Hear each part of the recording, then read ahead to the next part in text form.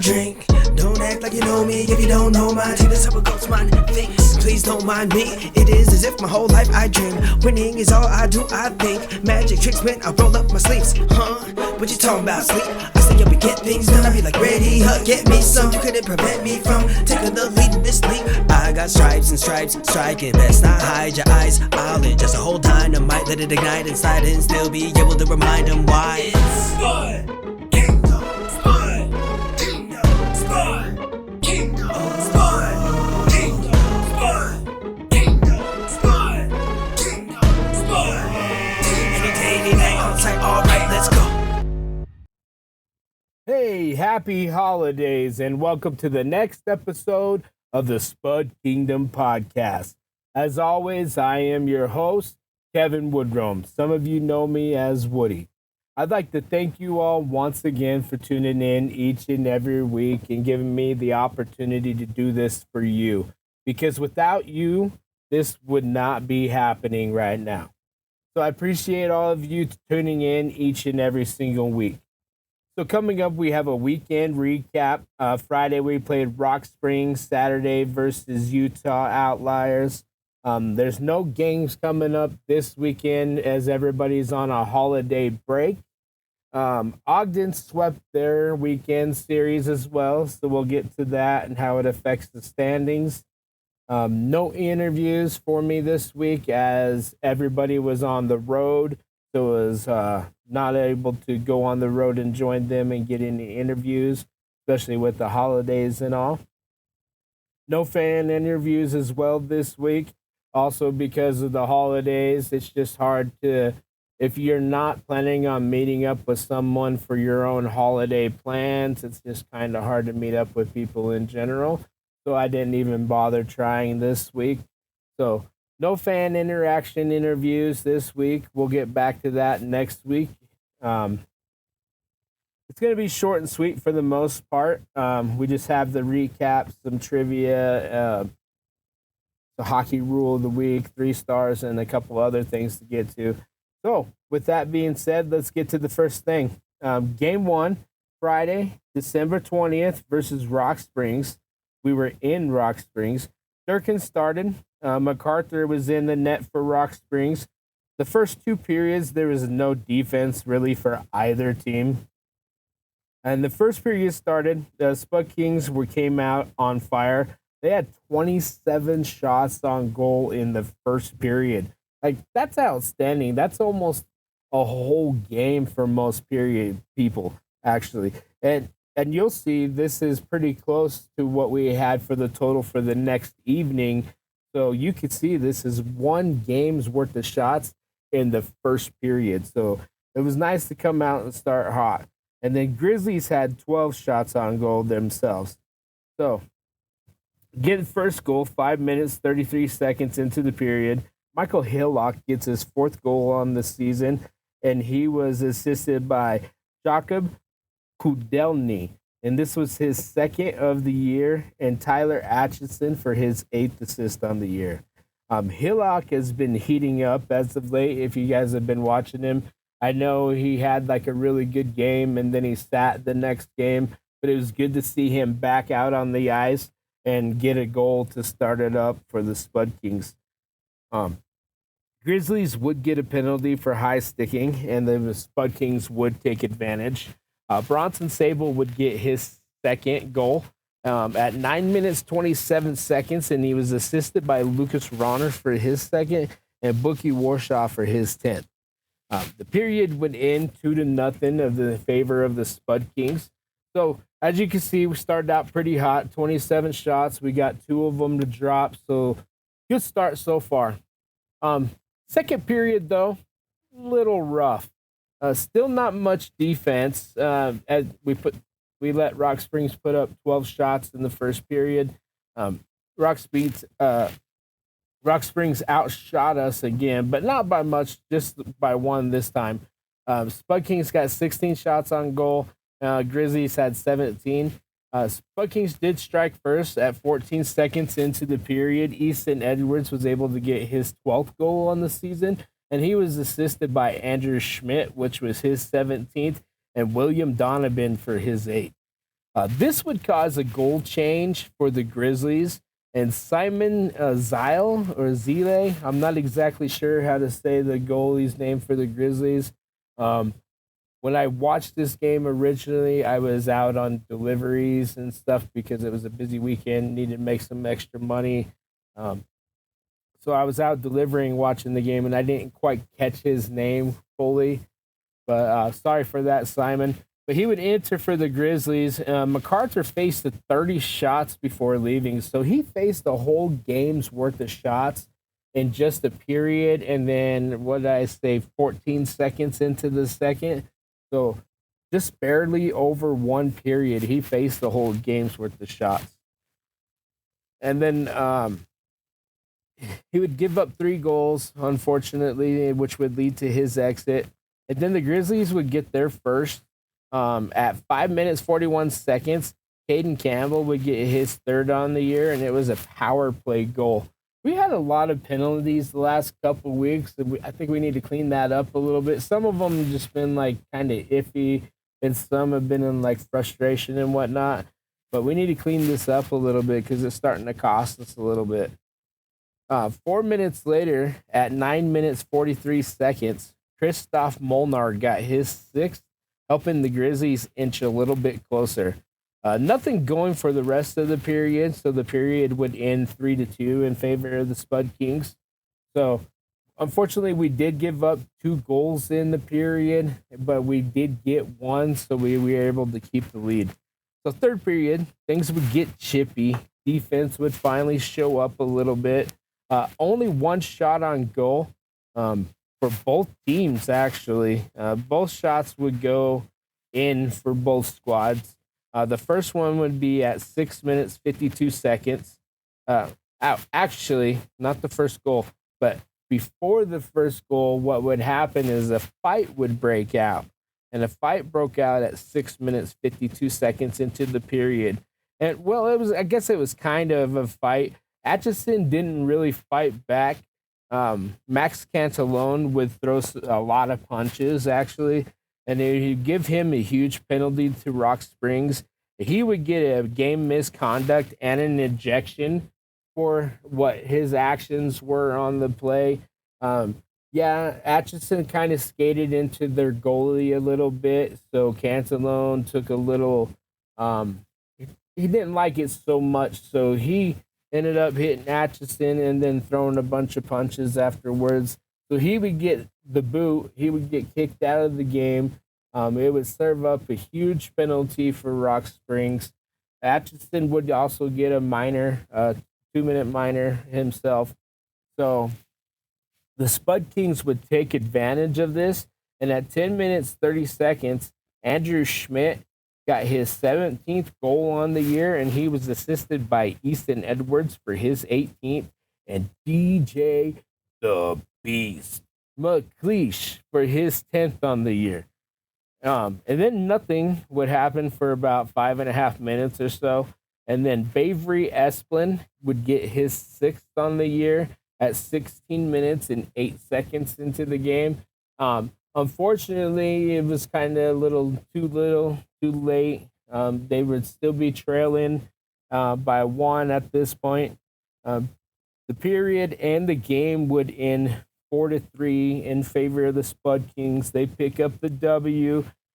Durkin would stop 27 out of 30 shots on the night for a 90% save percentage.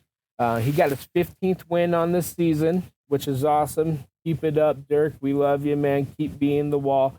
That second period kind of sucked a little bit, but you got it, man. You the man. Spud Kings pick up another 2 points in the standings, but unfortunately they remain in second because Ogden would also win on the night.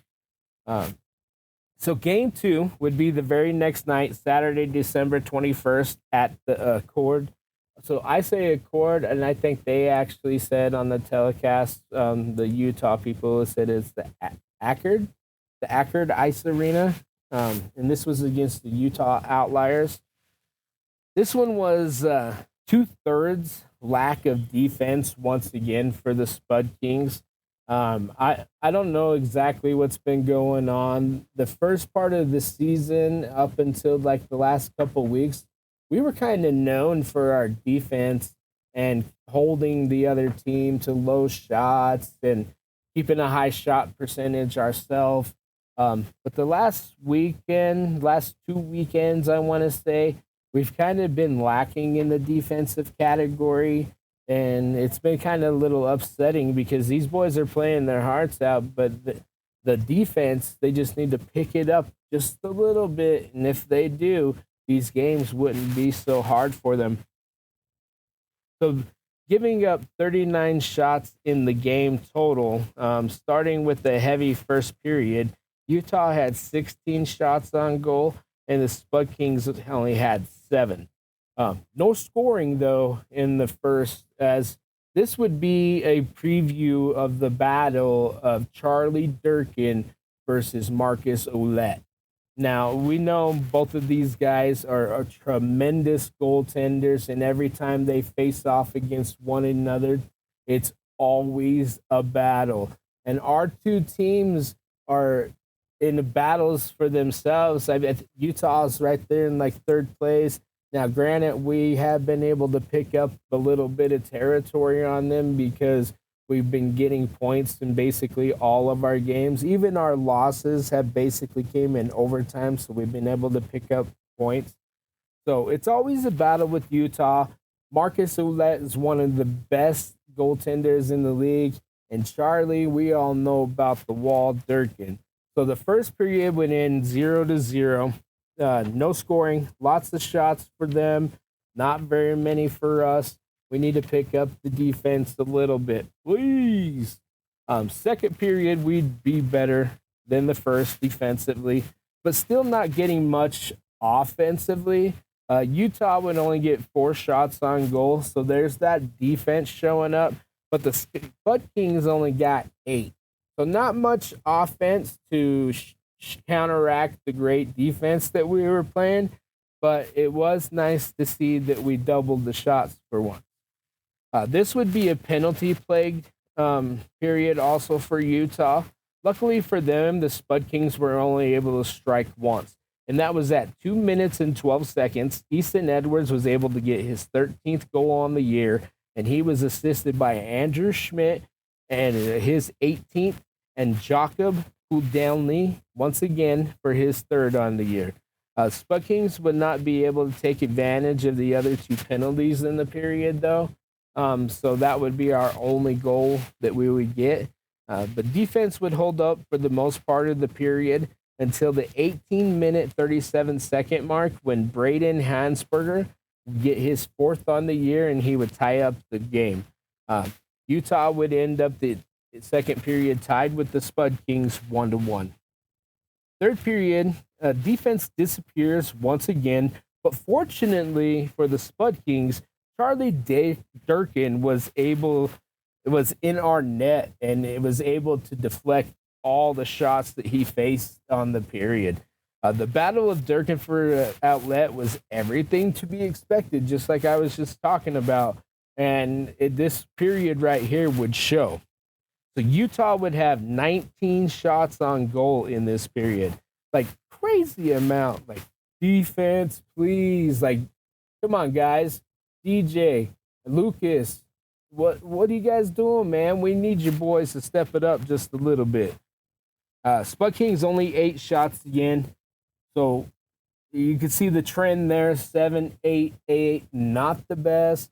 We shot more shots on goal in the first period in the previous night than we did in this entire game. So I don't know what the coaches have in store, Coach Bone and Coach Anthony, get going, Coach Joey Strada, see what they can do to get these boys going, but we need something going. The Spud Kings would be the only ones to capitalize. At 5 minutes, 23 seconds, Ronnie Wade would get his 4th goal on the year, and he was assisted by the 2 Lucases. Lucas Ronner would get his 8th on the year, and Lucas Carlson would get his 9th. Spud Kings would go up 2-1 and would hold the lead. And at the 18-minute, 31-second mark, Andrew Schmidt steals the puck. He dekes past one defender, and then I see him flip the puck up and over and through two other defenders and past the defense. Then he put it home for an empty net goal and his 18th on the year. And this one was unassisted, obviously, as he stole the puck, made the moves, and did it all by himself. This would seal the deal for the Spud Kings as they would win 3-1 and pick up another W and 2 points in the standings. Ogden would win big, so the Spud Kings would still be in second, 1 point behind Ogden.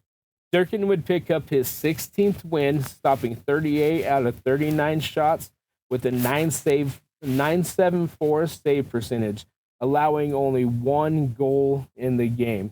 So, Durkin, you are the man and you are the wall. This is a big game, and he stopped a lot of shots. 38 shots? Like, come on, man. Give this guy a rest, guys. Let him not have to worry about stopping so many shots. Great save percentage for the night, my man. Way to keep it up. I probably should have had you in my 3 stars, which we'll get to later, but definitely an honorable mention. Definitely an honorable mention. He had the 2 big W's on the week. So that's the weekend recap. We're going to get to the stats and standing next. So we'll start with the stats. So Andrew Schmidt still leads the team in points with 36, which actually pushes him to 3rd in the NCDC overall. He also still leads the team with 18 goals and is 2nd in the NCDC in this category as well. Easton Edwards and Andrew Schmidt are tied for 1st on the team with 18 assists. And now Durkin has 16-4 on the season with a 927 save percentage and a 2.16 goals against per game average. He's 1st in the NCDC in wins and 6th in goals against average and 12th in save percentage. The Spud Kings are 19-5-2 on the season with a 41 points overall in the standings, which puts them 2nd in the Mountain Division. These stats and standings are what they are going into the holiday break. I don't know if you guys want to consider this like halftime, all-star break, whatever, but basically kind of what the holiday break is. I know we still have a long season ahead of us, but it's nice for these guys to get a little bit of break. So with the stats being said, that'll lead us into the 3 stars of the week. 3rd star, well, before we get to the 3rd star, as I mentioned earlier, our honorable mention for this week is Charlie Durkin. He got the 2 wins on the weekend, a big save percentage in the 2nd game. He did give up 3 goals in the 1st game, so I think that's what held him back for me thinking about him for the 3 stars. So we'll give him the honorable mention shot for this week. Our 3rd star was newcomer Jakob Koldelny. He had 2 assists this week. Welcome to the team, Jakob. We appreciate you, man. There wasn't really other opportunities for the 3rd star besides Charlie. Jakob has been new to the team. He's only been with us for a few games, and it's already showing. 2nd star of the week was Easton Edwards with 2 goals and 2 assists. I wanted to give a shout out to Escape Orion 3741 on YouTube. He mentioned in a previous episode, for some reason I just barely got an update that I had a comment on this, but he mentioned that Edwards was looking hungry. And in that particular game, he had like lots of checks. He was playing aggressive. He had some goals and stuff. And I'd have to agree, man. You're 100% right. Edwards has been very hungry, especially lately. and he's coming on. Like, this dude is playing offense, defense. He's definitely a two-way forward for sure. And then our first star, once again, Andrew Schmidt. What else can I say about this guy? He had 2 goals and 2 assists this week, leading us to 2 wins. This also led him to being named the Mountain Division Player of the Week. So big props to Andrew Schmidt. Congrats, man. You're my first star of the week. You're the Mountain Division Player of the Week. You keep it up, man. I don't know if this guy's getting any offers or being looked at by any colleges or any lower pro teams or not, but he should be. This guy is continuing to kick butt each and every week. I interviewed him last week for the previous episode. This guy is amazing to watch. Him and Easton Edwards on that first line, these two are just awesome. And they got Lucas Carlson on the defense backing them up. It's quite the nice first line, man. And keep it up, guys. Really appreciate it. Andrew, our first star, Easton's second star, both of them first liners. So you can see them each and every week contributing to the team. Also, both leading the team in points, assists, goals, you name it. These guys are up there. So I also wanted to quickly mention, Jacob looks like we got him possibly in a trade. I'm not exactly sure. I can't really find anything that shows me an actual transaction. But I'm assuming in a trade because I do not see Adam Brown or Jack Postula on the rosters anymore. So I'm assuming that's how we got Jacob. So they're no longer on the team. Jacob is now on the team. Welcome, man. Maybe I'll get a chance to talk to you after the winter break, and we'll see you here shortly in one of these home games coming up on the 3rd or the 4th. But it'll be nice to see you, man. Welcome to the team, Jacob. So, without further ado, let's get to trivia. So, our last week's question was, who led the NHL in all-time penalty minutes? And the answer was Dave Tiger Williams. I got a few responses for this. I got, I think, 4. I put those names on a random wheel spinner, and it came up as the winner. It was Sarah Salzgiver. So, Sarah, get a hold of me, and I'll get you your 2 free pizzas. Thank you for participating, everybody. Once again, I love getting multiple right answers. That way it gives it more fun for me to pick a winner. When I only get one response, I'm thinking, maybe these guys aren't liking trivia so much. So I stuck with NHL trivia because I seem to get more responses from the NHL trivia than I do any of the others. So this week, my question is, what is the Maurice Richard Trophy? Once again, in the NHL, what is the Maurice Richard Trophy? So hit me up on Facebook. Once again, I will post it at Spud Kingdom Podcast. I will post the question once the episode goes live. Give me all your comments or questions. If you prefer to hit me up on X, go ahead and do so. Give me a message, a shout out, whatever. I continue to love getting these answers and picking the winner for this. This week's winner will also get 2 free pizzas to Homestead Pizza. So, once again, the trivia question, what is the Maurice Richard Trophy? Hit me up on Facebook, give me the answer. We'll pick one lucky winner for next week and get them 2 free pizzas. All right, hockey rule of the week. So this week I picked charging as the rule of the week. There was a couple charging penalties called in the last 2 games or so. It's one of those that happens quite often.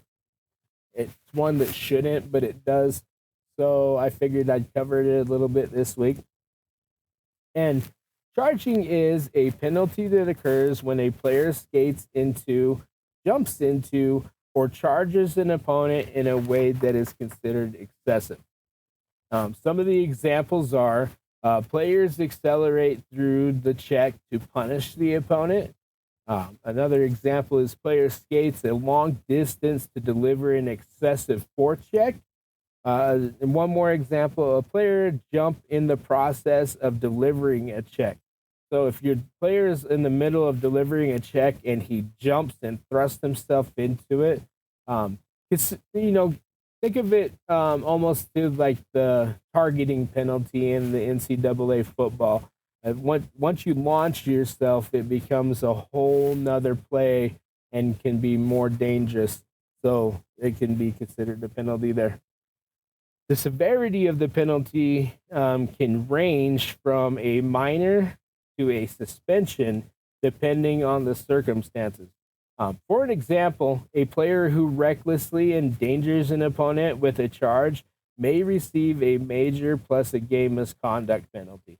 And if the player injures the other player when he gets the charging penalty, he may be considered for suspension. So let's give it a little bit of recap for the day. We won both games, still number 2 in the standings. One game behind Ogden because they had a great weekend and dominated both of their games. So they're still 1 point ahead of us. There's no games this weekend, unfortunately. Enjoy the holiday break. Enjoy time with the family. We miss you, Spud Kings. We can't wait to have you back home. We love you. Enjoy your time. Be safe. Also, I wanted to thank the 3 stars of the week. Jacob Kudelny. I think I got your name right. I'm going to get a hold of you when you get back, man, and have you tell me how to pronounce your name correctly because I always hate butchering people's names. I think people deserve their name to be said correctly. So I'll get a hold of you, my guy. Sorry, Jacob, if I'm messing it up. Easton Edwards was the 2nd star, and Andrew Schmidt for the 1st star. I want to give a shout out to @native2134 on YouTube for listening. I saw your comments on a previous episode. Thank you, my man. Appreciate it. Also, Escape Orion 3741. Thanks for the comments. There was another comment that I didn't really get to that I do want to talk about. He mentioned some of the questionable coaching calls, especially with our power play lines or when it's coming down to the nitty gritty and not having our best lines out on the ice. And you know what, man? You're right. Like sometimes I question those things too, but I don't know much about hockey. Like I've said before, I'm kind of new to this still. What do you guys think? Any of you others out there think that maybe we're not putting our best foot forward when the time matters? Or when the power plays come on, we're not sending our best lines out there to get the points. What do you guys think? Hit me up on Facebook. Hit me up on X, Instagram, whatever you prefer. Let me know what you guys think. Because I don't think he's wrong. I think there's times that we could do a little bit better in those circumstances. So hit me up. Let's talk about it. Thank you all once again for listening. I appreciate it. I can't do this without you. You're the best. This podcast is for our Spud Kings, but it is for you, the Spud Kingdom. I am part of the Spud Kingdom as well. I'm a big fan myself. I love you guys. Thank you for tuning in. Shout out to all of you. Thank you for Sarah for tuning into the trivia, getting the correct answer, and being this week's winner. Can't wait to see who wins next week. So once again, no games this week. So next episode probably be short and sweet, probably shorter and sweeter because I won't have a recap to get to. We'll just have some highlights to get to for the upcoming games for the next week. And maybe I'll have an interview or two to fill in some of that void. But until then, take care of yourself. I appreciate you guys. Have a happy holidays. Enjoy your family. And of course, as always, go Spud King. K-I-N-G kings, meaning we seen things. And without a cheat sheet, a walking beast, no wanting peace until I'm knee deep in the rewards I need to retrieve. Keep the receipt once I receive what I work for, but never relieve. Better watch out, if you don't move, get ready to fall down. If you don't root for my son, I'm not proud. Like what you talking about, I'll pop out, even if it's hard out. Somebody let the dogs out, like they're coming for the dog out before being brought out. Whoa, they might need to keep me locked out because I will stomp in my stomping grounds till it's known. This is Spud Kingdom, Spud Kingdom, Spud Kingdom, Spud Kingdom, Spud Kingdom, Spud Kingdom, Spud. Any day, any night, on site. Alright, let's go. Spud Kingdom, Spud Kingdom, Spud Kingdom.